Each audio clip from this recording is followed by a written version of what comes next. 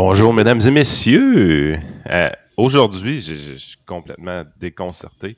On décolle le trio économique. Vincent était prêt, il était à l'heure. Le micro était du bon bord. Ses sujets étaient prêts. Les liens étaient prêts.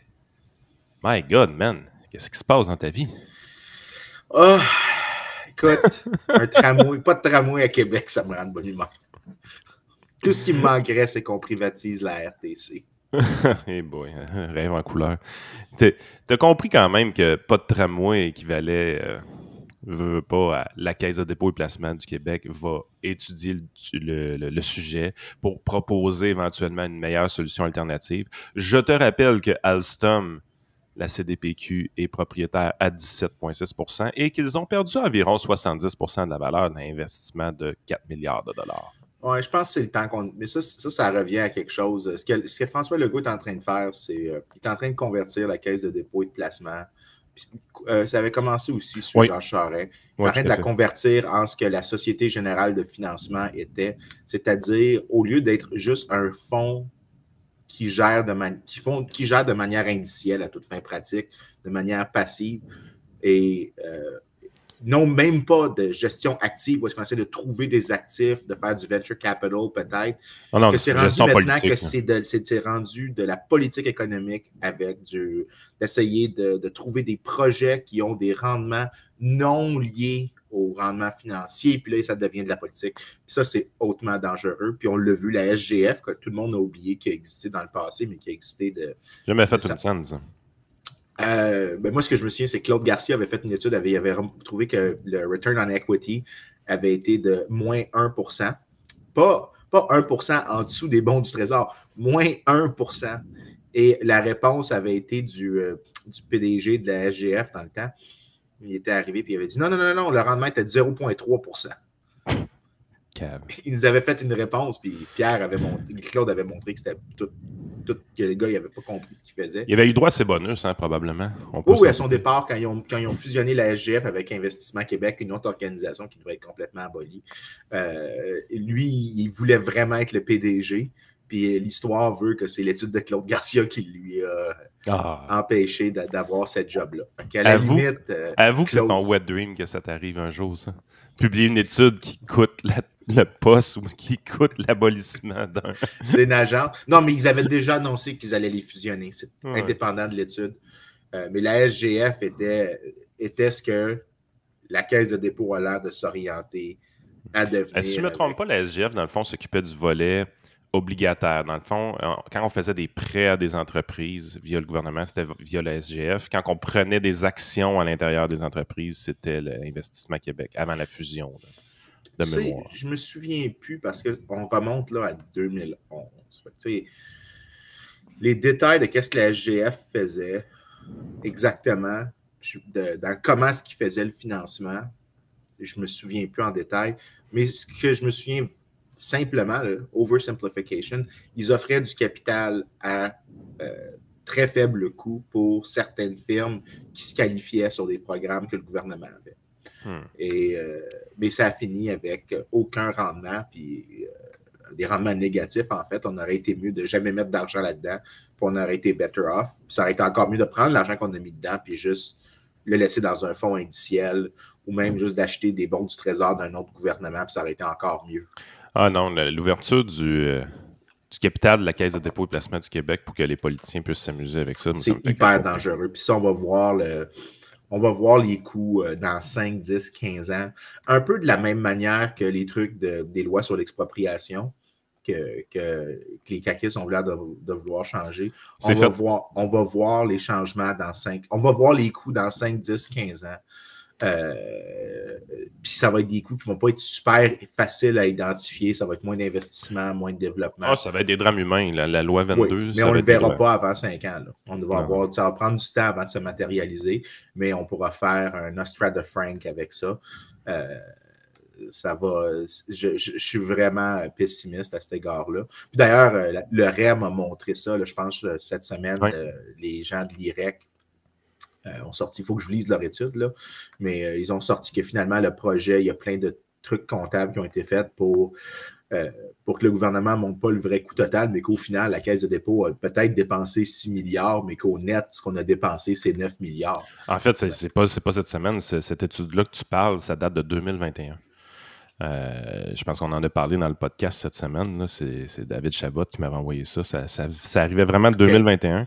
Ouais, c'est ça, c'est les trucs de David que je voulais regarder. Je pensais que c'était une étude qui venait de sortir, mais c'est hautement déprimant. Donc, le REM n'a pas l'air de... Quand on va avoir les coûts totaux, j'ai l'impression que probablement la Caisse de dépôt va avoir peut-être pas gagné. La Caisse de dépôt va être correcte, c'est ça le pire, parce que le rendement de la Caisse de dépôt de 8% est garanti à l'intérieur du contrat. Donc, le gouvernement va subventionner à chaque année le manque à gagner pour que le 8% soit garanti. Bien, les choses qu'on va voir dans ce cas-là, c'est quand ils vont faire les autres phases qui vont être à venir, les coûts, ça va être des taxes plus élevées pour les contribuables. Exact. Donc, le fonds va avoir moins de rendement dans l'avenir sur d'autres actifs, de un. Mais de deux, on va aussi voir qu'il va y avoir des coûts qui vont avoir été externalisés, que ça va être les contribuables, les gens, excuse-moi, qui vont être dépossédés. Parce que maintenant, crois-moi, le gouvernement est super content de la loi. D'ailleurs, je suis convaincu que c'est une des raisons que la loi a été adoptée. C'est parce que toute extension de nouveaux projets de transport structurant, terme que je déteste absolument, parce que ça présume que celui qui est capable de faire les structures, c'est un politicien élu qui faisait quoi avant de sa vie? Planification centrale. C'est ça, tu sais, je veux dire, c'est le planisme, tu sais qu'est-ce que j'en pense, là. Mais ça réduit massivement les coûts pour le gouvernement de faire ça parce que tu peux déposséder des gens. Mais ça, ce qu'on va voir, c'est que le coût va être visualisable. 5, 10, 15 ans d'ici, moins d'investissements, moins de gens qui vont vouloir aller devenir au Québec parce que tu te dis, ben, mon actif, ma propriété ne vaut pas autant. Puis ça va se voir dans la croissance économique plus faible. Ah, définitivement. Non, c'est spécial ce qui se passe. C'est plein de petits changements marginaux qui font pas les nouvelles, qui font pas les médias, mais que tu sais qu'on change en profondeur des systèmes qui, éventuellement, vont nous amener à ralentir, à avoir une croissance moins élevée qu'ailleurs. Il va y avoir des drames humains aussi liés à des choses comme ça, mais tu sais, je veux dire, la Caisse de dépôt et de placement du Québec, c'est quelque chose qui est vital, étant donné la quantité d'argent qu'il y a là-dedans. Mais si les politiciens peuvent s'amuser avec l'argent dans ça, puis la détourner à des fins politiques, tu sais, comme je vous dis, là, moi, on dit que le projet du troisième lien est enterré, pas du troisième lien, mais du tramway. Ben, les deux, je pense qu'ils sont enterrés. Je suis pas sûr de ça. Ouais. La Caisse de dépôt et de placement du Québec a un grand intérêt à faire des trains puis des wagons à Alstom. C'est un échec total, leur investissement dans Alstom. Ils doivent renflouer cet investissement-là. Ils ont perdu plus de 3 milliards dans cette histoire-là. Donc, éventuellement, moi, je ne serais pas surpris de les voir recommander au gouvernement n'importe quelle bébelle qui implique un autre train électrique, éventuellement, qui va être construit par Alstom. C'est pas vrai que la Caisse est indépendante dans son analyse. Au contraire, elle pourrait être tentée de proposer quelque chose pour camoufler son échec dans l'investissement d'Alstom. Puis ça, moi, ça me dépasse, sérieusement. Ouais, puis peut-être un truc, puis après ça, on peut passer à... Je pense qu'on a un bon hook pour passer au truc sur... tu choisiras lequel des sujets, oui. Mais on a un beau hook pour celui avec la croissance économique que je t'ai pitché. Mais un truc qui vaudrait la peine d'être mentionné, une des raisons que la Caisse de dépôt a des rendements avec les projets comme le REM, ou peut-être si tu as raison, disons... Comptabilité créative, un peu. Non, mais qu'ils font finir par faire un truc de transport structurant à Québec puis qui détiennent des terres. Une des choses qui se passe, c'est que ça vient avec l'histoire de pourquoi le gouvernement provincial ne va pas intervenir pour forcer les villes à libéraliser l'offre de terrain parce qu'ils s'attachent les mains aux politiques restrictionnistes de logement parce que ça augmente la valeur des terrains. Demain matin, là, si le gouvernement, si la mairie de Montréal, donc la mairesse Plante acquiert un sens de connaissance économique. Donc, elle arrête de lire des études de l'IRIS, qui est probablement la meilleure amélioration possible pour les électeurs montréalais, qu'elle arrête de lire les études de l'IRIS. Demain matin, elle libéralise le marché montréalais. La valeur des terrains va baisser parce que tu arrêtes de rarifier l'offre artificiellement. Mais la valeur des placements de la Caisse de dépôt va baisser. Puis je te garantis que la Caisse de dépôt serait un des acteurs avec le gouvernement provincial qui viendrait dire, sais-tu quoi? Garde-les les règles. Garde-les les règles de restriction. Puis là, ce que tu fais, c'est que tu attaches toutes les mains des gouvernements ensemble, puis ils veulent tous garder des mauvaises politiques publiques. Ah, tout à fait. Puis quand on vous dit qu'il y a toutes sortes de lois qui se votent, tu sais, moi puis Frank, à chaque jour, on commente l'actualité. Je pense que c'est important qu'on le fasse. C'est important d'être assez sur les sujets de l'heure pour attirer des gens sur la chaîne, tout ça. Mais vous voyez dans toutes sortes de podcasts qu'on pousse aussi des sujets un peu plus en profondeur. Puis ce qu'on se rend compte, c'est qu'il y a plein de petites lois qui nous passent un peu entre les mains, qu'on ne voit pas aller, qui ne font pas les nouvelles, mais qui ont des impacts quand même assez majeurs sur la société. Des fois un peu mineurs, des fois les impacts sont plus loin dans le temps. Mais on sent vraiment que le gouvernement grandit toujours, les tentacules s'étendent dans toutes sortes de domaines. Il y en a une qui rentre en vigueur tout juste. On va vous la mettre à l'écran. C'est la loi, dans le fond, qui rentre en vigueur le 31 octobre. Vous allez dire que c'est complètement marginal. Mais les mesures concernant les produits de vapotage. Cette mesure implique notamment que la vente de ces produits est rigoureusement encadrée, qu'il est interdit de vapoter dans tous les lieux et il est interdit de fumer, ou il est interdit de fumer. Depuis le 31 octobre 2023, une nouvelle réglementation visant à mieux encadrer les produits de vapotage est en vigueur. Il est interdit de vendre un produit de vapotage comportant une saveur ou un arôme autre que celui du tabac. Évidemment, la vente de produits sans saveur ou sans arôme demeure permise. Puis là, toutes sortes de petites patentes là, liées à ça. Là, vous allez dire, ouais, de quoi vous parlez? C'est pas un grand changement dans la société, cette affaire-là. Non, mais ça fait partie de l'État nounou. Qu'est-ce que tu veux dire par État nounou, Vincent? En fait, ça, c'est. Joanne appelait ça de même, ou appelle le gouvernement, mais moi, j'aime pas le fait que ça dit gouvernement parce que c'est comme s'il y avait une bonne intention. Je pense que vraiment, j'appellerais ça l'État moralisateur, dans le sens qu'il y a des gens qui vraiment n'aiment pas certains comportements privés et veulent l'arrêter, point barre. Et souvent, ce qu'ils vont faire, comme ils sont tout à fait conscients que souvent, ta moralité, c'est pas celle des autres, puis que les gens ne veulent pas l'accepter, ils vont essayer de trouver souvent une ou deux études, ou des études qui créent un lien, qu'il y a des coûts pour d'autres personnes qui ne partagent pas X ou Y comportement. Et donc, pour créer des trucs, ils vont dire, par exemple, là, ici, dans le produit de vapotage, il y a ça. C'est l'idée que les saveurs, c'est pour faire en sorte que les adolescents commencent à fumer et que là, ils sont addictés pour toujours à ça. Mais tu as eu ça aussi avec les trucs d'obésité. Mm-hmm. Donc, tu avais que les formats étaient faits pour encourager la dépendance chez les gens. Que le Big Mac est trop gros! Ah non, mais ça, c'est un des domaines que je regrette de ne pas avoir fait ma recherche dedans, de faire mes articles exclusivement sur ça. Tout ce qui est la réglementation des comportements sociaux, parce que c'est une table qui jamais ne se tarit. Ça vient beaucoup des santé publiques. Hein? On se demandait avant la pandémie à quoi servaient les santé publiques. C'était à des astis de niaiseries de même. Là. Ah oui, ils vont, mais c'est pas. C'est santé publique, OK, il y a deux conceptions. Là, les gens pensent souvent que c'est le truc de maladies contagieuses. Et ça c'est leur dernier recours. C'est un petit volet de leur rôle dans la société. Mais ça, c'est la partie que l'État a une super justification pour. Là. Je veux dire, même si on était en désaccord avec certaines mesures de lockdown ou des trucs spécifiques, tu remarqueras qu'il n'y avait aucun de nous qui avait discuté le rôle que l'État devait avoir un certain rôle dans la gestion d'une pandémie. Right? La question, c'était quoi la manière efficace de gérer ça? C'était différent de ce qui avait été fait. Mais il n'y a personne qui était vraiment en désaccord avec ça, à part une couple de crinqués sur Twitter ou des gens qui nous prêtent des intentions. Ouais.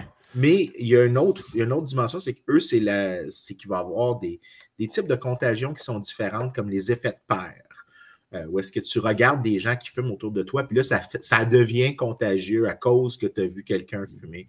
Et donc là, il y a énormément une extension très lousse de la définition de santé publique pour inclure des choses comme ça. Mais on oublie, tu sais, que ces petites choses-là, individuellement, c'est toujours des cumuls de réglementation sur, par exemple, l'affichage des produits. Donc, que tu dois tout déclarer sur certains trucs. Donc, en Californie, par exemple, dès qu'un produit a peut-être un petit risque de quelque chose, tu dois faire de l'affichage. Et les amendes sont très élevées pour le faire. Qu'est-ce que tu vois en Californie? Tous les produits ont de l'affichage maintenant parce que les compagnies font juste se limiter du liabilities, oui. mais qu'ils sont même plus informatifs maintenant tellement que c'est rendu, trop d'informations fait en sorte que les gens se tu détachent. tues la valeur du signal. Écoute, c'est quelque chose qu'on voit dans le monde financier. Les documents qu'on nous oblige à remettre aux clients, puis là, honnêtement, c'est un petit peu moins pire que c'était. Mais je me rappelle, au début de ma carrière, il fallait remettre un prospectus aux clients. Ça avait à peu près 200 pages. Ça expliquait chacun des fonds offerts par la compagnie, c'était quoi, tout ça. Puis, tu donnais ça au client, il était là, il dit « Pourquoi tu me donnes ça? Tu viens de tuer un arbre pour me donner ton prospectus. » Là, j'étais là, j'ai dit « Écoute, j'ai pas le choix de te le donner. Si je te le donne pas, je suis en infraction. » Ouais, mais je m'en sac de ce qui est écrit là-dedans. I know it, man. Puis j'ai une cliente, justement, cette semaine, à tous les ans, ils reçoivent un avis comme de quoi tu peux demander les rapports financiers du fonds. Ça, c'est ce qui a été changé dans les dernières années. Au lieu de l'envoyer automatiquement, ils disent, ben là, demande, si tu veux qu'on te l'envoie, on va te l'envoyer. Puis par curiosité, elle avait coché là-dessus, elle les a reçus. Elle dit, écoute, Diane, je comprenais rien. Ben, je sais, c'est pas ta job de comprendre ça non plus. Mais il y a plein de réglementations comme ça où est-ce qu'on enterre la personne d'information. Fait qu'évidemment, les cigarettes, c'est exactement ça. Là. Je veux dire, on met des images de plus en plus dégueulasses là-dessus. Puis, hey, regarde comment tes poumons vont être verts, puis ça va être dégueu. Puis tout ce qu'on a fait, je pense, c'est insensibiliser les gens à ces photos-là. Là. Les acheteurs de cigarettes prennent ça, puis ils disent, Caroline, on s'en fout. Peut-être, mais quand tu cumules toutes ces réglementations-là, je pense qu'il y a un effet pervers qui est plus que peut-être qu'on a même créé des conséquences inattendues à ces réglementations-là. Puis comme c'est un cumul de règles, parce qu'on oublie, tu sais, juste faire une sorte de mini-histoire. Tu sais, par exemple, le tabac, c'est un exemple, mais tu peux l'appliquer à l'alcool, tu peux l'appliquer aux drogues, tu peux l'appliquer à la conduite automobile, tu peux l'appliquer à l'alimentation. Donc, quand je parle d'état moralisateur, c'est tout là. C'est tous les aspects de comportement privé et que, dans certains cas, il y a des justifications, puis on pourra en venir à ça, comme par exemple, il y a certaines justifications pour certaines réglementations sur le tabac, comme la fumée secondaire, puis on peut venir à ça, mais souvent, il va y avoir la manière dont c'est justifié, c'est pour avancer certains trucs. Mais que la conséquence, il y a des choses qu'on ne voit pas ou qui sont encore, comme on parlait avec le cas des expropriations, qu'on voit difficilement ou qu'on voit uniquement avec beaucoup de latence. Parce que, regarde, je vais vous donner un exemple. L'étude que j'ai envoyée au début, il n'y a personne qui... C'est une étude super difficile à lire, mais ce qu'elle fait, c'est qu'elle reprend les 11 études les plus citées sur la cigarette électronique, donc le vapotage. Et ce qu'elle regarde, c'est quoi les erreurs communes qui sont faites. Ils ont analysé 24 études au total là-dedans. C'est ça. Mais ils ont les 13, excuse-moi, il y a les 13 erreurs communes dans les études les plus citées, excuse-moi. Il y a 13 types d'erreurs. J'ai fait un lapsus. 13 types d'erreurs dans les études les plus citées. Une des choses qui est faite, par exemple, souvent qui est mentionnée, c'est que les études, comme certains types d'études, ce qu'ils ont fait, c'est qu'ils ont regardé, en faisant ce qu'on appelle des études observationnelles, c'est quoi le taux, le risque de cancer d'un vapoteur. Et là, ce qu'ils trouvent, par exemple, ça, c'est des choses il y en avait un qui avait été publié dans American Journal of Oncology, et ils trouvaient que les vapoteurs avaient 2,2 fois plus de chances de mourir que les non-fumeurs. Mais ce qui n'était pas souligné, c'était quand tu regardais, puis l'étude ne rapportait pas ça, par exemple, les gens qui consommaient de la cocaïne, les gens qui ne consommaient pas de cocaïne avaient 2,2 fois plus de chances de mourir que ceux qui consommaient de la cocaïne. Okay. Ce qui voulait dire qu'il y avait quelque chose dans l'étude, qu'il y avait une sorte de biais de filtration.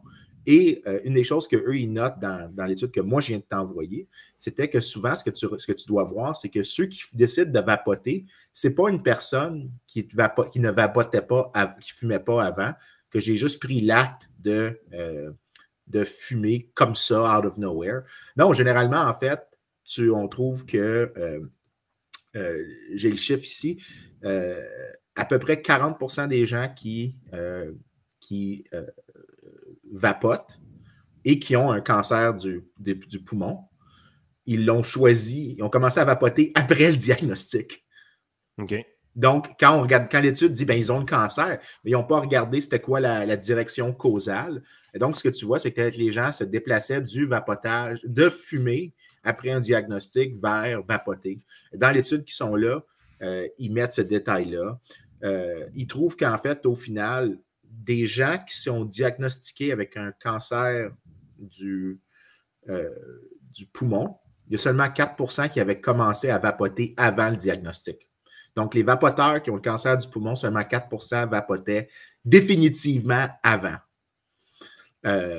Et uniquement vapotaient avant. La plupart l'ont pris. Autrement dit, ils n'ont pas fumé la cigarette. Mais c'est ça. Mais ça, c'est toutes des choses qui affectent les comportements, mais aussi que ceux qui... Puis des chances d'avoir un diagnostic. Une fois, mettons que je le sais que peut-être que je vois l'alternative de vapoter versus la cigarette, mais que j'étais un fumeur avant, mais je me déplace vers le vapotage. Mais mon risque de cancer était déjà là. Oui. C'est pas... En fait, probablement que ce qui s'est passé, c'est que ça a réduit peut-être l'ampleur du cancer ou le problème à gérer, mais j'étais déjà exposé. Fait que ce qu'on remarque, c'est que il faut que tu tiennes compte, le bon contrefactuel pour un vapoteur, c'est probablement un ancien fumeur qui a arrêté de fumer. Exact. Ça, c'est probablement le meilleur contrefactuel pour dire c'est quoi l'effet causal de vapoter. Mais dans ce cas-là, ce que tu réalises, c'est que le vapotage réduit massivement les risques de cancer. Et donc là, si tu fais de la réglementation qui rend la cigarette, le vapotage moins attrayant, une chose qui va se passer, les gens vont fumer plus de cigarettes traditionnelles à un certain degré, ou peut-être vont se tourner vers des produits de vapotage illicites de moindre qualité. Un mix des deux. Mais dans ce cas-là, ce qui va se passer, c'est que tu vas avoir... puis il y a eu un cas aux États-Unis avec ça, où est-ce qu'il y a eu à peu près... un manufacturier illicite avait vendu un grand nombre de cigarettes électroniques et il y a eu 2800 personnes qui se sont pointées à l'urgence, qui sont directement liées à ça, puis il y avait eu, je pense, une 60aine de décès. J'oublie les détails précis, mais tu sais, là, ça, c'est un coût indirect de la réglementation qui est venu se passer à côté. Écoute, je vais te donner un exemple. Tu as toutes sortes de petits endroits où est-ce que tu peux acheter des snacks asiatiques, tu peux acheter exemple, je te donne un exemple, le Prime, ça c'était hyper populaire auprès des jeunes l'année passée. Je pense que c'est Jake ou Logan Paul qui poussait ça de leur côté. Pendant que je parle, by the way, check ton micro, être sûr que tu es sur le bon, là, Frank, il y avait un doute. Fait que les Prime ont été... Dans la roulette, Vincent. Les Prime ont été vraiment... Ils sont dans les settings de Restream. Excuse de te couper, Yann. Ouais, c'est correct. Ça dit que c'est le bon, ça dit que c'est sur Yeti. Moi, je pense que tout est beau, Frank. Honnêtement, je l'entends comme d'habitude. Ouais. En tout cas, on verra après. Parce que moi j'entends Yann super bien, puis Vincent sonne bizarre. OK. Fait que ces Prime-là, dans le fond, ont été popularisés beaucoup, mais ils n'étaient pas disponibles au Canada pendant un temps. Je ne sais pas si c'était un manque d'approbation de Santé Canada ou peu importe, ou le MAPAC, je ne sais pas trop. Mais tu avais des petites boîtes qui en importaient des États-Unis. Puis la bouteille était écrite en anglais. Fait que tu savais que c'était illégal, mais tu peux te procurer ça un peu partout. Puis là, mon kid, il m'harcelait. Il disait « Hey, je veux acheter un Prime, nanana. » Finalement, tu sais, ma femme pharmacienne a passé sa bouteille. Elle a dit « Ouais, pour un jeune de son âge, il y a beaucoup de potassium là-dedans. C'est peut-être pas yable. » Fait qu'il est interdit d'en boire plus qu'une demi-bouteille ou quelque chose de même. Fait que toujours qu'il partage sa bouteille, il s'en achetait. Là. Elle dit « Je trouve qu'il y a un peu trop de potassium là-dedans pour un jeune de cet âge-là. » Mais finalement, maintenant, c'est en vente. Là, vous en trouvez dans les couche-tard, tout ça, c'est fini par arriver. Mais quand il y a un trend, quand il y a quelque chose qui est intéressant pour eux autres, les gens, ils poussent puis ils vont. Là. Je sais ce que tu as, Vincent, c'est ton gain en arrière, parce que je t'entends respirer dans ton micro. Fait que lui, c'est ça, celui d'en haut. Celui d'en haut. Tourne-les vers l'autre barre. Un des deux barres, il faut que tu le mettes à zéro, ce gain-là. Parle, voir. C'est mieux, là? Ah, ouais. That's it. Hein? Il y a quelqu'un qui avait... puissantes, ces oreilles-là. Je suis rentré, mais après 4 secondes, j'ai fait « There's something wrong here. » C'est ça, je l'entendais respirer dans son micro, et là, c'était pas normal. Là. OK. C'est réglé.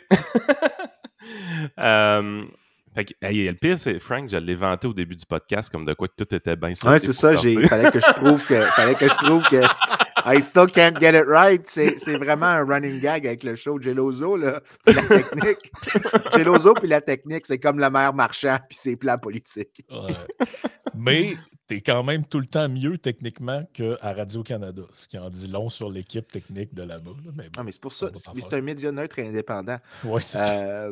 Mais Mais tu sais, ce que Yann dit, il y a quand même quelque chose de cool derrière que j'aimerais vraiment que quelqu'un teste.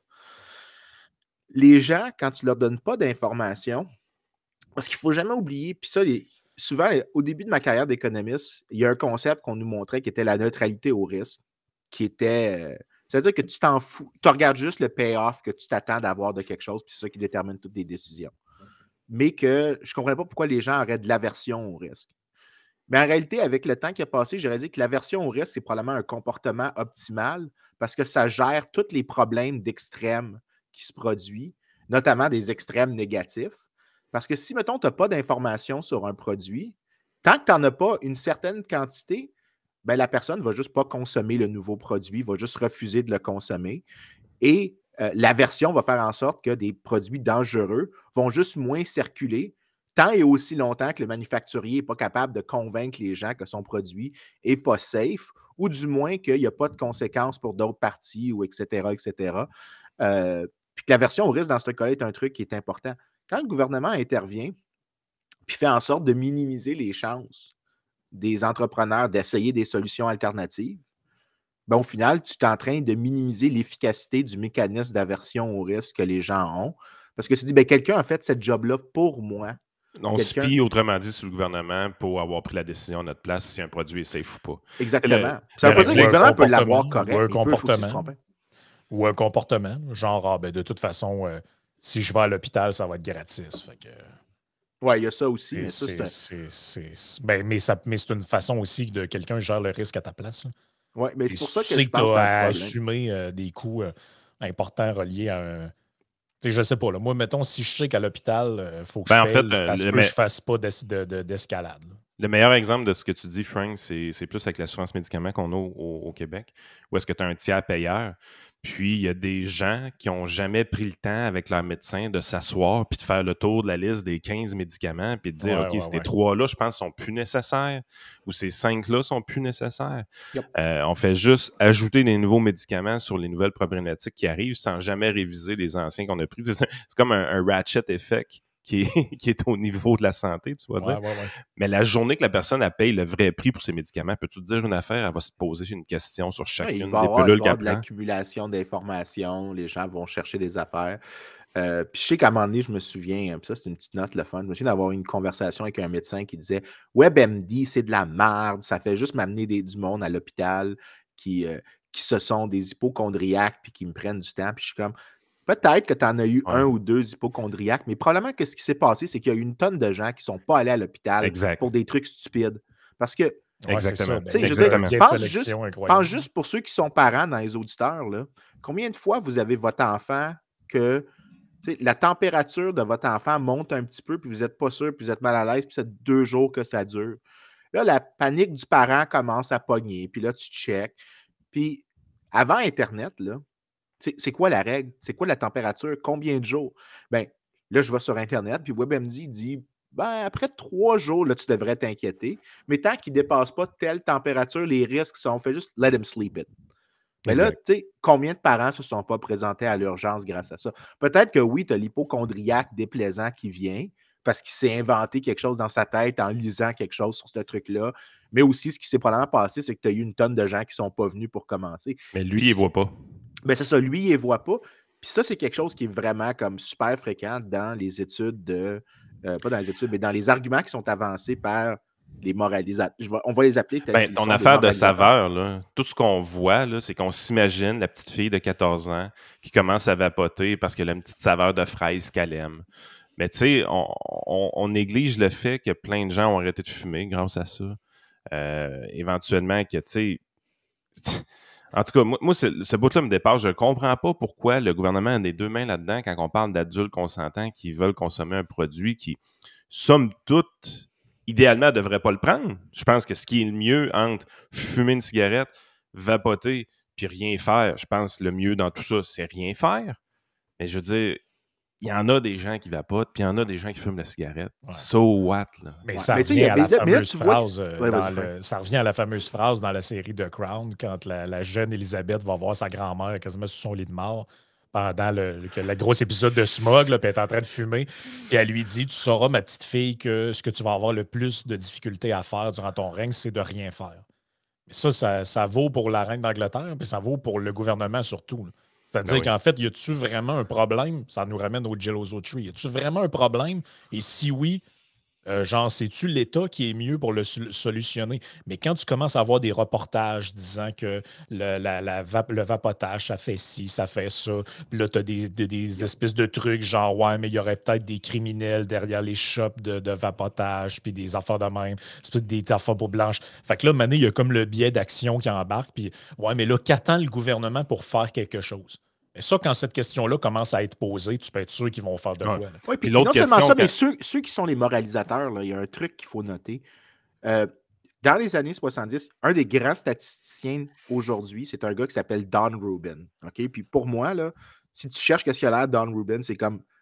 C'est un gars vraiment drôle. C'est comme genre un grand-papa classique. Là. Il n'y a rien d'exceptionnel, mais le gars est excessivement brillant.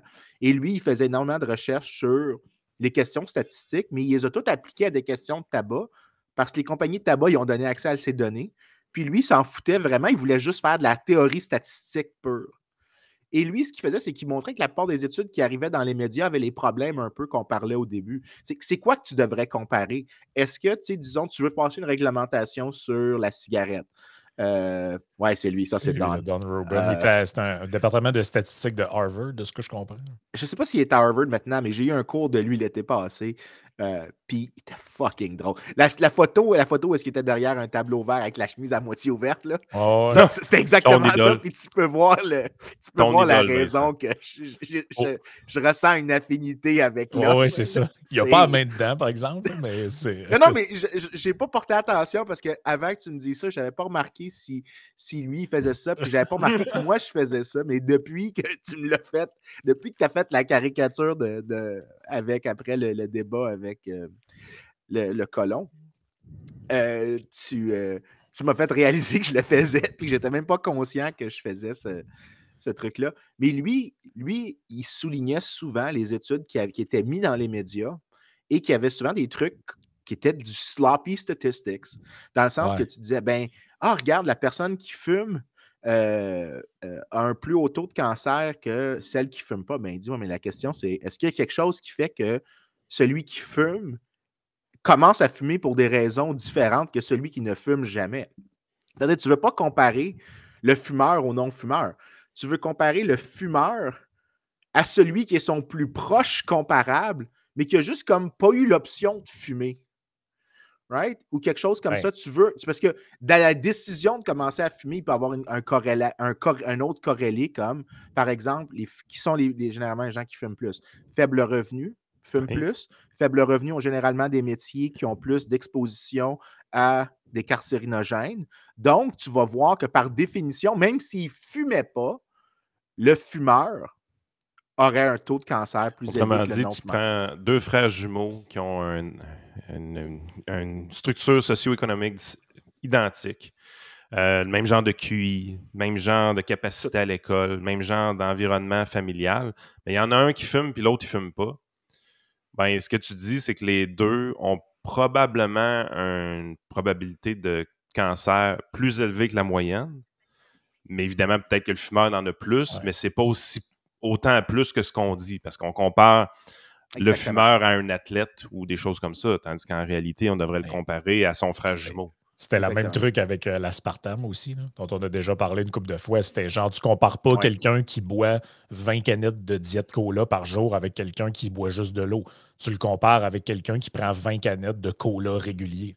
Oui. Parce que c'est avec ça que tu fais ton analyse. Parce que ça revient à l'idéal de l'aléatoire. C'est-à-dire que si on pouvait aléatoirement donner le traitement de fumer à quelqu'un, tout ce que je viens de dire puis tout ce qu'on vient de dire n'est pas pertinent.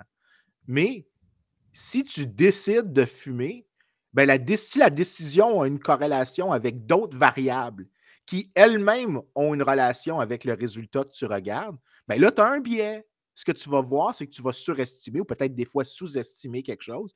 Puis Rubin, ce qu'il pointait, c'était que, au final, il ne disait pas, puis les gens, tu sais, il y a beaucoup de gens qui l'ont attaqué parce que, mais là, il faisait du trade des compagnies de cigarettes.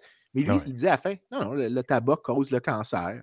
Le tabac a des conséquences pour les individus. C'est ça, c'est pas ça qui était remis en cause. Là. Puis lui, ce qu'il disait, c'était juste, généralement, ce qui se passe, ça, c'est vraiment la chose qu'il disait, parce qu'à un moment donné, il a publié ses mémoires. Puis ça, c'est un truc que moi, j'ai lu, où est-ce qu'il y a une discussion, pas ses mémoires, mais des recollections du passé, où est-ce qu'il discute de son travail avec les compagnies de tabac. Puis il dit, je m'en foutais un peu, au final, si ça le causait ou non. Ce qui m'irritait, c'était que les gens faisaient du sloppy work, puis que les gens qui avaient déjà le désir de faire les bands choisissaient toujours les études qui étaient celles qui avaient le résultat le plus époustouflant, exceptionnel, spectaculaire qu'ils pouvaient mettre de l'avant, même si c'était de la mauvaise statistique dont c'était fait, ils n'avaient pas besoin de prendre celle-là. Ils auraient pu en montrer une autre qui montrait que l'effet était la moitié plus petit qu'il était ou qu'il y avait des sortes de nuances qu'il fallait qu'il soit faites. Il dit, tu étais en train de... La personne avait déjà choisi ce qu'elle voulait dire. Elle a juste ensuite choisi une étude qui donnait ça. Puis ça ne changeait pas quoi que ça. Il a dit, tu pourrais avoir la même position à la fin, mais tu aurais été honnête avec les chiffres, puis ça n'aurait rien changé au final.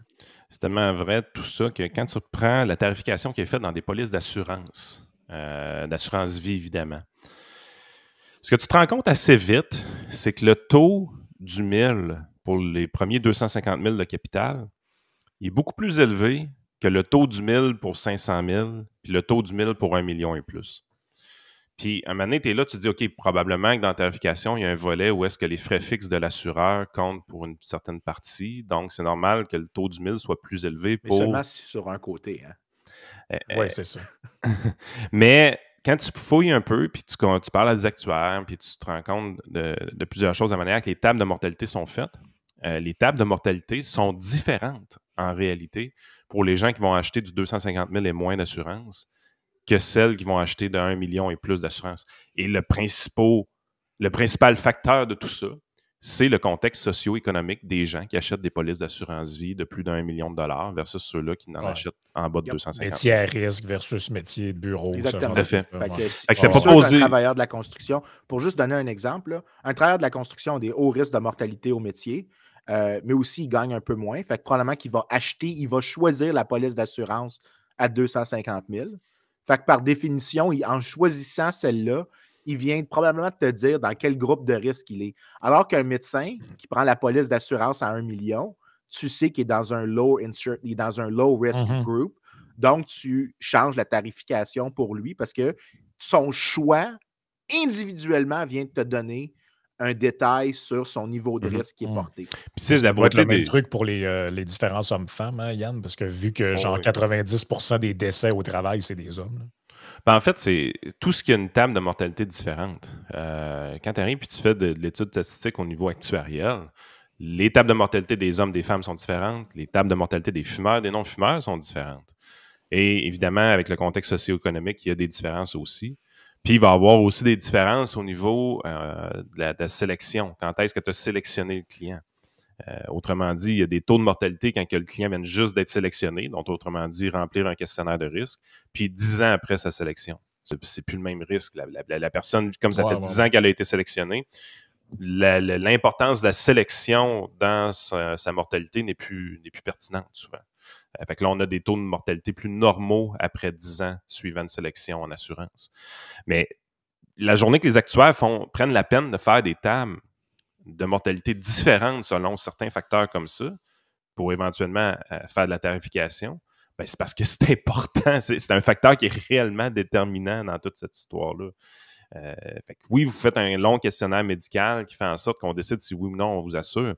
Mais avant même de faire ce questionnaire médical-là, vous avez déjà, sans vous en rendre compte, donné des informations à l'assureur qui permettent dans sa tête de faire une bonne idée sur votre risque. Il y a une probabilité associée directement avec le choix que tu as fait.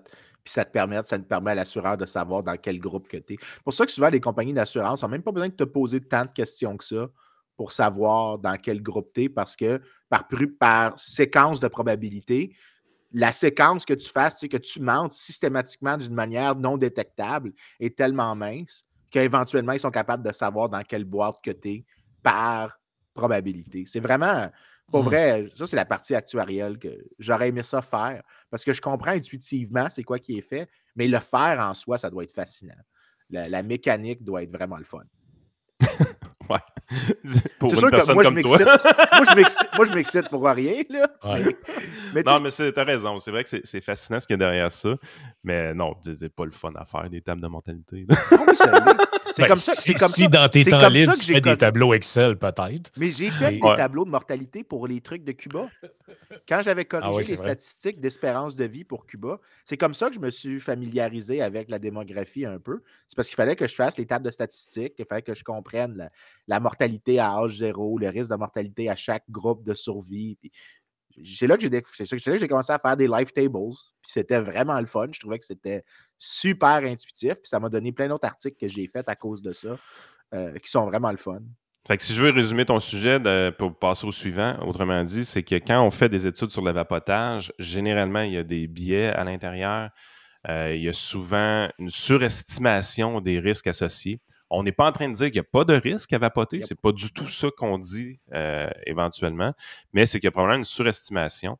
Et on crée aussi un narratif de certains lobbies pour se mettre dans une position où est-ce que le gouvernement sent qu'il a le besoin d'agir. Puis là, on arrive avec la réglementation qui, en bout de ligne, pourrait avoir des conséquences négatives. Moi, tu sais, honnêtement, si tu me dis que tu enlèves les saveurs du côté du vapotage, est-ce que c'est possible qu'une petite fille de 14 ans qui aimait beaucoup la saveur de fraise ne consomme jamais de produits de vapotage grâce à cette réglementation-là? Je pense que je dis oui, c'est probablement possible. On a probablement rescapé certains jeunes avec ça. Mais est-ce que c'est également possible que plusieurs fumeurs n'arrêtent jamais de fumer finalement parce que les produits de vapotage sont rendus inertes et inintéressants? Moi, je pense que ça aussi, c'est également possible. Oui, puis non seulement ça, mais il y a souvent. Écoute, il y a une étude qui a été super citée, puis je le sais qu'elle a été citée dans la justification du règlement, qui suivait en Californie des jeunes de 17 ans qui disaient faire du vaping, donc du vapotage, et 1 an plus tard, on regardait la proportion qui décidait de fumer. Et il disait que 40% avaient transitionné vers la cigarette traditionnelle, donc c'était comme une sorte de gateway drug. Mais après ça, quand tu regardes le détail de l'étude, puis c'est un de mes collègues qui me l'a montré, dans l'étude, ils disent que le follow-up, il y a seulement 16% des gens qui avaient participé dans la première ronde qui ont participé dans la deuxième ronde un an plus tard. Ben voyons, que c'est ça. Puis que ça, mais ça c'est super problématique là, en soi. Un taux de follow-up de 16%, ça veut dire que dans ton échantillon, tu as un taux de sélection. Puis ça présume, puis il faut se souvenir un truc, qui ment le plus? Les adolescents dans les surveys sont les personnes qui mentent systématiquement sur leur truc et généralement à la hausse parce qu'ils veulent se faire paraître plus cool. Mais oui, j'ai eu du sexe à 14 ans. Ben oui, j'ai perdu ma virginité à 14 ans. Tous les adolescents mentent là-dessus. Les garçons vont mentir à la hausse sur le chiffre. J'ai fait toujours à la baisse. Mais quand tu es adulte, tu ne mens plus là-dessus. Mais quand tu es dans un environnement de fort biais de désirabilité sociale, il y a des gens qui vont mentir à la baisse, il y en a qui vont mentir à la hausse. Donc, le chiffre peut être complètement aléatoire. Le chiffre n'a aucune valeur. Si tu perds autant d'observations, que tu perds 84% de tes observations, mais par définition, toutes tes estimées vont avoir aucune précision whatsoever. Ouais, mais tu peux faire aucune conclusion avec ça. C'est ça l'affaire, c'est que tu peux rien dire avec ça. Puis quand tu regardes, puis là, c'est là que ça fait un peu weird, quand tu regardes teen smoking, même malgré que ça reste self-reported, le teen smoking rate aux États-Unis continue de diminuer massivement, malgré que le taux de vapotage chez les adolescents a augmenté. Mais ce qu'on réalise, par contre, c'est que quand on fait des enquêtes qualitatives, où est-ce qu'on demande à des fumeurs, on dit, OK, tu as commencé à vapoter, quand as-tu commencé à vapoter? La personne dit, parce que j'étais tanné de fumer l'ancienne cigarette, puis tu trouves que les décisions de vapoter, tu ne peux pas savoir c'est quoi les conséquences de vapoter, mais tu peux comprendre la motivation de vapoter. Dans à peu près comme 60% des cas, c'était des gens qui voulaient abandonner la cigarette en soi et voyaient, de la même manière que l'aspartame plus tôt, quelqu'un qui en buvait autant voyait ça comme, je garde un peu une partie du plaisir, mais avec moins du coût, puis ça vaut le trade-off. Mais là, au final, quand tu arrives à ça, tu te dis, peut-être que c'est même un bénéfice de faire ça, puis que si tu le réglementes, peut-être que tu vas te priver de ce bénéfice-là. Tu avais eu le même truc quand les compagnies, quand l'Australie avait avancé l'emballage neutre, parce que les compagnies investissaient beaucoup à faire des emballages avec leur brand, puis tout ça. Puis le gouvernement avait dit, vous allez faire un emballage de couleur vert, olive, puis vous allez tout être le même, vous allez juste mettre votre nom en blanc dessus. Puis ça, c'était de l'emballage neutre, puis l'idée, c'était, regarde, ça, c'est fini le loyalty brand. Mais une des choses que plusieurs personnes avaient souligné, bien, si tu fais ça, un des effets, c'est que les compagnies ne pourront plus se faire compétition sur la marque ou sur la réputation. Ils vont juste se faire compétition sur le prix. Fait que l'emballage neutre va mener à des prix plus bas, donc plus de consommation de cigarettes. Puis tu as plein de règlements comme ça. Puis au final, c'est pas qu'il n'y a pas de justification pour certains trucs parce que la fumée secondaire a un mécanisme en soi qui justifie une certaine réglementation. C'est-à-dire que des effets négatifs pour les autres. Oui, c'est ça. Ben c'est ça. Là, ce qui se passe, c'est que c'est plus juste la personne individuellement qui prend une décision, qui prend des risques qui sont entièrement portés par elle. Il y a une tierce partie qui est affectée. Puis là, tu sais, par exemple, les enfants en soi, tu peux voir qu'il y a peut-être une justification qui commence à apparaître pour certaines réglementations. Mais là, tu sais, quand tu prends compte de toutes de c'est quoi, tu sais, le meilleur cas possible pour la réglementation qui est qu'il y a une externalité sur une tierce partie qui est non consentante, puis qu'il n'y a aucune manière d'internaliser ça ou de compenser la personne, parce que tu peux aussi compenser, hein, les appartements, dans le temps, on faisait ça. Si tu rendais un appartement dégueulasse à cause que tu fumais, bien, les locataires pouvaient te demander un loyer plus élevé pour compenser. Donc là, l'externalité est réglée comme problème. Tu es compensé pour le dommage causé.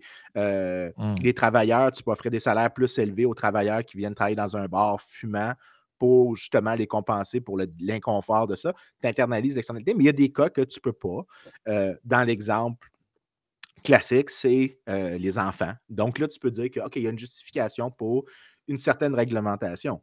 Mais ce n'est plus le même type de réglementation que ce qui était mentionné avant. Au pire, tu mets juste une petite taxe qui décourage un peu de fumer ou tu mets un cap, tu peux dire pas plus que tels achats par visite au dépanneur. Tu peux faire des choses comme ça. Puis, je ne suis pas sûr que je suis fan de ça en soi, mais l'univers des politiques publiques devient beaucoup plus restreint puis circonspect que les trucs qui finissent par être discutés et qui pourraient avoir plein de conséquences inattendues comme toutes celles qu'on vient de mentionner. On peut-tu penser que pour interdire les saveurs dans le vaping, il y aurait des compagnies de tabac derrière ça qui auraient poussé le lobbying? Ah oui, ça c'est... Non, mais ça, c'est pas juste que c'est... On le sait parce que aux États-Unis, par exemple, lorsqu'il y a des consultations pour des nouveaux règlements, tu peux être invité à participer et tu peux soumettre un brief. Qui a soumis des briefs? Des groupes qui sont ouvertement associés aux compagnies de cigarettes classiques comme GTI, McDonald's puis tout ça. Fait que, tu sais, ils se cachent même pas qu'ils le font, là. Ils disent qu'ils veulent que la cigarette électronique... Oui. Ça, c'est vieux comme le monde. Là. Vous vous rappelez, j'avais déjà parlé dans un podcast, ça fait longtemps de ça, je pense que c'est dans les premiers qu'on faisait, l'histoire un peu de pourquoi l'absinthe avait été interdit aux États-Unis, puis entre autres, même au Canada aussi, je pense, pendant un bout. C'était carrément ça. Là. C'était d'autres compagnies d'alcool qui faisaient pression sur le gouvernement en disant qu'il y avait des substances hallucinogènes là-dedans, puis ça rendait les gens fous, tout ça, alors que c'était complètement une légende urbaine, en fait. Ça. Ben, la margarine puis le beurre, c'était la même chose. La margarine puis le beurre, tu avais une justification qui t'a dit « Mais là, ça cause des problèmes de santé, puis c'est pas aussi bon que le vrai beurre. » En fait, il y a une histoire en économie que... Ça n'a pas le droit d'être jaune, la margarine! Oui, mais il fallait que tu le rendes inattrayant parce qu'il y avait des... Mais tu sais, quand ils défendaient ça, ils inventaient des affaires. Mais un des trucs... Ben, le lait, il y a eu ça aussi. Là. Excuse-moi de te couper. Ouais, mais ça arrive tout le temps. Il y avait un truc qui avait circulé il y a peut-être 2 ans de ça, je pense. C'était à Radio-Canada. Il avait interviewé un chimiste canadien qui avait fait l'analyse du lait. Tu sais, quand il y a eu le débat avec la renégociation de l'ALENA. Oui, puis le lait en poudre, pas le lait en poudre, la protéine de lait que tu pouvais importer. Ben, c'était en fait qu'il allait avoir du lait américain qui allait commencer à venir. On en voit là, à quelques places, entre autres dans les Walmart. Et là, ben, tu avais eu une grosse campagne de désinformation là-dessus en disant que là-bas, le lait, il y avait des hormones dedans, puis quasiment un bras allait vous pousser dans le front. Là. Puis finalement, le chimiste qui avait été interviewé par Radcan, je ne me rappelle plus c'est dans quelle émission, avait dit on a analysé, puis honnêtement, c'est exactement le même truc. Il n'y a aucun moyen de savoir s'il y a une différence entre. Vous ne pourriez pas le différencier en l'analysant chimiquement. C'est pas vrai que le lait est moins de qualité ou que c'est carrément de la désinformation qui vient de quand l'UPA disait la même chose avec la protéine, le lait stéroïde du Wisconsin qui viendrait ici, qui est bourré de stéroïdes. Puis ils disaient ça, puis au final, tu regardais, c'était les mêmes stéroïdes qui étaient donnés au Canada, qui étaient pour combattre certains problèmes de santé chez les vaches. Je ne me souviens plus des détails, mais que c'était le mix commun qui venait avec pour... en tout cas. Ah, on a tellement... Mais ça, quand tu flattes le Canadien, là, en oui. disant « Hey, toi, t'es vraiment plus intelligent qu'un Américain. » L'Américain, il se donne de la drogue puis il se fait mal. Bullshit. Mais tout ce qu'on vient de dire, ça rentre dans ma théorie préférée de l'origine de la réglementation. Oui. Tu en as parlé rapidement l'autre fois, mais on n'est pas trop rentré dans le détail. Ça s'appelle Bootleggers and Baptists. C'est-à-dire que souvent, ce que tu as, c'est que des fois, tu as des groupes de gens que tu ne comprends pas pourquoi est-ce qu'ils sont du même bord. Comme par exemple, dans le cas du vapotage, que les compagnies de tabac sont avec les agents de la santé publique, les advocates de la santé publique qui sont la cigarette, c'est mal, puis il faut réglementer le comportement des gens pour pas qu'ils fassent des choses qui leur font du mal à eux-mêmes comme individus, malgré que c'est leur choix. Il faut qu'on améliore la santé publique. Mais comment ça se fait que les deux se retrouvent du même bord? Ben, Bootleggers and Baptists, l'exemple qui est donné, c'est un cas similaire. Un genre de Queer for Palestine. Je ne suis pas sûr que je le rentrerai exactement là-dedans, mais c'est genre, tu comprends pas pourquoi il y a cette alliance-là, mettons. Okay? Ça donne la même réaction de que c'est. Ouais, c'est ça. Mais c'était que aux États-Unis, ceux qui poussaient pour les interdictions des Sunday laws, que tu ne peux pas vendre de l'alcool le dimanche, tant dans des restaurants que dans des commerces, c'était avancé par des congrégations religieuses baptistes qui étaient très, très gospel-like ou même even like Christian, born-again Christian. Donc, ils poussaient pour des trucs vraiment, caricature. Quand je dis born-again Christian, c'est parce que les gens ne s'imaginent pas c'est que moi un baptiste, s'ils ne vivent pas aux États-Unis. Imagine quelqu'un qui est aussi intense que ce que tu vois à la télé avec les born-again Christians, puis que tu as les shows dans les églises de 50 000 personnes. C'est ça que tu dois t'imaginer. C'est ça les baptistes du début du 20e siècle. Eux voulaient qu'on interdise la vente d'alcool le dimanche.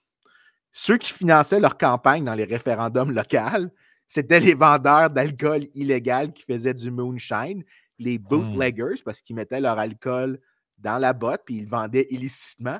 Eux finançaient ces campagnes-là parce qu'ils voulaient éliminer leurs concurrents. Fait que la théorie Bootleggers and Baptists, c'est que dans l'origine des réglementations, tu as toujours une partie qui a aucune malice dans son propos, que vraiment, il croit que c'est ce qui est moralement supérieur de faire. Tu peux débattre de si tu es d'accord avec cette présomption morale, ce que moi, je débat, mais souvent, tu vas avoir derrière un autre groupe qui est comme, ben écoute, leur politique publique aligne avec mes intérêts privés à moi. Donc, même si je les trouve débiles, ces gens-là, puis que ils me servent, donc, je vais collaborer avec eux, des fois explicitement, des fois implicitement. Donc, Bootleggers and Baptists, c'est une des théories de l'origine de la réglementation. Faut que je t'amène là, Vincent, un jour. Tu vas te triper. Le bootlegger dans Charlevoix. C'est un steakhouse vraiment cool, vraiment le fun. Tu vas manger là, puis tu as une visite justement de la maison du bootlegger. On t'amène. Ils montrent toutes les petites trappes qui étaient utilisées pour rentrer l'alcool dans le bar, tout ça. C'était vraiment spécial. Honnêtement, là, je ne sais pas s'il y en a qui ont déjà été dans les commentaires, mais parlez-nous de votre expérience. Moi, j'ai adoré aller là. Hey, tu dis ça, mais je pense que la raison, c'est que Québec a été à un moment donné une ville dry. Ouais, là, tu es dans le coin de Charlevoix, par exemple, la Malbaie et tout ça. Oui, mais ça voudrait dire que si la ville de Québec, ça serait... Là, c'est parce que je me souviens plus de mon histoire, mais je me souviens qu'à un moment donné, la ville de Québec était une ville dry. Donc, tu ne peux pas vendre d'alcool à l'intérieur de la ville. Mais si les villes autour n'étaient pas dry, ça expliquerait pourquoi tu as plein de commerces qui se sont développés juste à côté, à Charlevoix, puis que tu aurais un truc de même, puis que là, tu as une sorte de tradition ou une histoire qui reste, qui a émergé des années 10 ou 20, je sais pas. C'est la prohibition, 5 décembre 1933, barman prêt pour la ruée. Mais ça, c'est aux États-Unis, là, celui-là. Cette date-là, c'est une date américaine. Mais je suis vraiment sûr que Québec a déjà été une ville dry. Québec City, dry city. Parce que je suis vraiment sûr qu'à un moment donné, ils ont eu ça. Il n'y a pas une place aussi à Montréal là, qui est une ville qui est...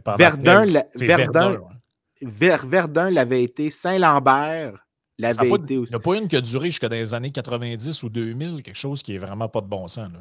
Ben, la ville de Saint-Lambert, où est-ce que moi j'ai grandi, a encore ce qu'on appelle une application de la loi Scott, qui est que tu n'as pas le droit d'avoir un commerce exclusivement d'alcool. Donc, si tu vas à Saint-Lambert, dans la ville de Saint-Lambert, il n'y a aucun bar. Tu as des restaurants qui servent de l'alcool, mais tu n'as aucun bar explicite où est-ce que c'est un endroit de déversement de liqueur. Et ça, c'est un vestige de la loi. Parce qu'au Québec, l'opposition, parce que tu avais les anglophones, et les anglophones étaient généralement pro-tempérance. Les endroits anglophones voulaient avoir des lois anti-alcool, mais les catholiques, les francophones et les Irlandais ne voulaient pas avoir ces lois-là. Donc, le gouvernement provincial, se retrouvant un peu tiraillé entre les deux, a fait une option où est-ce que ça serait uniquement fait de manière locale. Puis je pense que tu avais... j'avais sorti le chiffre à un moment donné. Je ne sais pas c'est quoi la fixation des Anglos avec l'alcool. Il y en a plusieurs qui ont un sacré problème avec ça. Là. On a un couple d'amis, nous autres, qui se sont mariés il y a presque 2 ans maintenant. Puis elle, c'est une anglophone. Elle parle très bien français, mais c'est une anglophone. Puis elle avait de ses amis anglos qui étaient comme « Ah, il faudrait que vous fassiez un dry wedding. » J'étais là, « ça va être le fun, hein, Christy, c'est un dry wedding où tout le monde prend du croche soda. Ça va être vraiment le fun.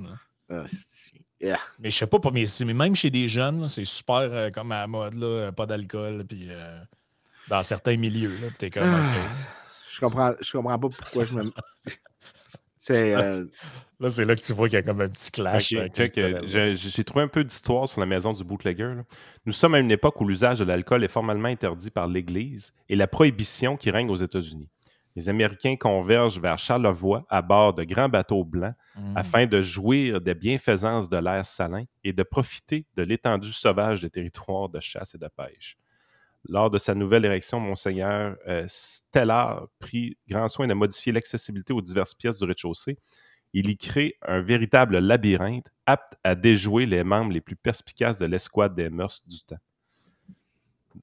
C'est l'escouade des mœurs. Mais nous autres, dans le fond, c'était pas vraiment une prohibition, de ce que je comprends, mais c'était l'Église qui n'était pas d'accord tant que ça. L'Église, c'est pour ça qu'on a eu la commission des liqueurs. La commission des liqueurs, c'était... puis ensuite, la régie des alcools, qui faisait la vente. C'était que... Encore du monde qui appelle ça de même. Hein? Oui. Mon père appelle ça encore de même. Mon père appelle ça encore de même. Ton père qui travaille dans le milieu de l'alcool. Mon père qui travaille dans le milieu de l'alcool appelle ça encore. Hey, je m'en vais à régie. C'était le Club des Monts, en fait, la maison du bootlegger. Le Club des Monts devint rapidement renommé du canton et étendit... Oh, les cantons, c'était pas une seigneurie. Et étendit sa clientèle bien au-delà de la province et des États-Unis. Gens riches, avocats, médecins, notaires y affluaient. L'ensemble de cet état d'âme qu'a pu créer, ce gentleman se sent encore dans cet espace vivant, plein de vestiges et d'histoires cachées dans ses murs. Vraiment une place le fun, honnêtement. Je commence à douter de si... Je me demande, je suis sûr que j'avais déjà vu que la ville de Québec avait été une ville dry. Il faudrait que je retrouve la chose. Mais c'était ridicule comment c'était... Tu avais beaucoup de villes au Québec, en gros. Puis je ne suis plus capable de retrouver la source que j'avais parce qu'à un moment donné, j'en avais parlé. Mais que la ville de Québec, il y a eu plusieurs villes au Québec, excuse-moi, qui ont eu des lois anti-alcool. Et que, en fait, c'était l'espèce de mitoyen. Parce qu'il y a un référendum qui a eu une réponse au Québec. Le référendum sur l'alcool en 1919. C'est la seule fois que les Québécois ont voté... la manière dont la question était dite, c'était « In your opinion ». C'est la seule fois que les Québécois ont voté oui. C'est ça la joke que je voulais faire. « In your opinion ». Is it your opinion that the sale of light beer, cider, and wine, as defined by law, should be allowed? Québec, 78.62% votes yes. Ah, là, je suis fier de nous autres, par exemple. C'était la seule fois que les Québécois ont voté oui à quelque chose. Mais c'était un référendum canadien qui a eu lieu pour tout le Canada. Et dans le reste du Canada, c'était un oui écrasant. Je pense que la seule autre province qui a voté oui, c'était genre l'île du Prince-Édouard. Puis c'est tout. Oui, les lots patates. Il y a 100 ans, un spectre hante l'Amérique du Nord, celui de l'alcool. Les uns après les autres, tous les États du continent interdisent la boisson maudite. Tous, non, car dans le Nord, le Québec résiste encore et toujours à la prohibition. Une véritable aubaine pour les contrebandiers qui font de la belle province leur base arrière. On était des rebelles dans ce temps-là. Calisse que c'était le fun d'être québécois en 1920. Sur les chemins oubliés de la prohibition, nous croiserons des célébrités comme Conrad Le Tsar Labelle, Lillian Miner alias Queen Lily et bien sûr, le plus redoutable de tous, le gangster Al Capone. Écoute, le Soleil a l'air d'avoir fait un reportage quand même le fun là-dessus. Là. C'est un long article. Je pense que les gens peuvent aller lire ça s'ils veulent. Écoute, je confonds deux référendums. Le référendum de 1919, c'était un référendum exclusivement québécois. Mais il y a eu un référendum en 1898 qui était non-binding, donc le résultat n'attachait pas les mains du gouvernement. Et la question, c'était « Are you in favor of the passing of an act prohibiting the importation, manufacture of sale of spirits, wine, ale, beer, cider, and all other alcoholic liquors for use as beverage ?» Le oui a gagné à 51,26, donc oui à une sorte de prohibition. Le non était à 48,74. Mais par contre, quand tu regardes par province, puis c'est là, tu sais, que je pense qu'on peut être fier d'être québécois, vraiment, sur celle-là. British Columbia, la prohibition. 54 %. Manitoba, 80 % pour. Nouveau-Brunswick, 74 % pour. Territoire du Nord-Ouest, on s'en calisse, il y a 6 000 personnes. Nouvelle-Écosse, 87 % pour. Ontario, 57 % pour. Île-du-Prince-Édouard, 89 % pour. Fait que j'avais tort sur l'île du Prince-Édouard. Québec, 18 % pour, 82 % contre. Le Québec, à lui tout seul, a produit la majorité. A produit la quasi-totalité des votes non à lui tout seul. Ça explique au Québec, il n'y en a pas eu ici là, de réelle prohibition. Puis que tu avais juste des trucs locaux, puis que c'était généralement dans les coins anglophones. Ah, puis on faisait de l'argent, les petits gars, là. Au Québec, la prohibition totale n'est jamais instaurée. L'Église n'aime pas l'alcool, mais elle voit la prohibition comme un projet étranger, une affaire de protestants. Pour sa part, le gouvernement ne veut pas renoncer aux taxes. Pour sa part, le gouvernement ne veut pas renoncer aux taxes. On était peut-être moins rebelles qu'on pense, les amis. En dehors des transferts plus ou moins fiables d'Ottawa, cela représente jusqu'à 25 % de ses revenus. 25 % des revenus du gouvernement, c'était les taxes sur l'alcool. Mais ça, nous, le Québec se fiche un peu qu'une partie de son alcool se retrouve aux États-Unis du moment que les droits et les taxes sont payés. Mais ça, c'est le point de vue du gouvernement, mais le citoyen qui vote, lui, c'est parce qu'il veut continuer à avoir. Ça, c'est peut-être... Tu ris, mais ça, je pense qu'on peut en parler dans le Patreon. Les taxes sur l'alcool, c'est probablement les taxes les plus efficaces qu'il n'y a pas pour contraindre le gouvernement. Puis je pense qu'on peut en parler dans le Patreon. C'est probablement la meilleure manière pour l'État de se financer, puis que l'État fasse ses missions fondamentales. Alors dans le Patreon, je vais parler de ça, tu vas comprendre. Excellent. Ben, écoute, les gens peuvent nous rejoindre très facilement en utilisant le petit code au bas de l'écran ou en allant au patreon.com/iSénéchal. Vous retrouvez toutes les parties bonus des trios économiques. D'habitude, c'est là où Vincent est moins généreux, quoique on ne sait jamais ce qui peut sortir. Mais rejoignez-nous, puis on va continuer ce sujet-là ensemble.